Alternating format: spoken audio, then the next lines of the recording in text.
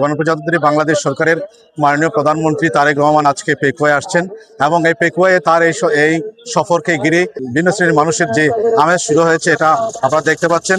এবং তিনি আজকে আসবেন সড়ক কক্সবাজার থেকে সড়ক পথে পেকুয়ায় আসবেন। তিনি চট্টগ্রামের জুলাই আন্দোলনের শহীদ প্রথম শহীদ ওয়াসিম আকরামের কবর জিয়ারত করবেন। কবর জিয়ারত শেষে তিনি আমাদের পেকুয়া পৌরসভা উদ্বোধন এবং ভিত্তিপ্রস্তর করবেন।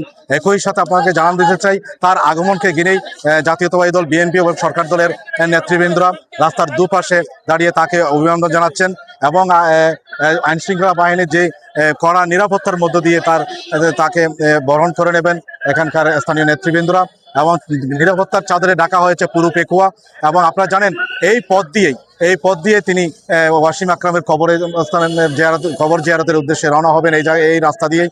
এবং আমরা আপনাদেরকে জানান দিতে চাই, এখানকার স্থানীয় নেতৃবৃন্দরা প্রায় 7 কিলোমিটার সড়ক পথে দুই পাশে দাঁড়িয়ে তাকে ফুলের শুভেচ্ছা জানাবেন, অভিবাদন জানাবেন, নেতৃবৃন্দরা অভিনন্দন জানাবেন। এটার প্রস্তুতি আপনারা দেখতে পাচ্ছেন।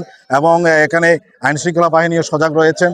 তার সাথে দেখতে পাচ্ছেন আপনারা এখানকার অসংখ্য নেতৃবৃন্দ, নারী পুরুষ, আবাল বৃদ্ধা বনিতা তাকে এক নজরে দেখার জন্য এখানে এসেছেন এবং তারা তাকে ফুলের পাপড়ি দিয়ে তাকে গ্রহণ করবেন, তাকে অভিনন্দন জানাবেন।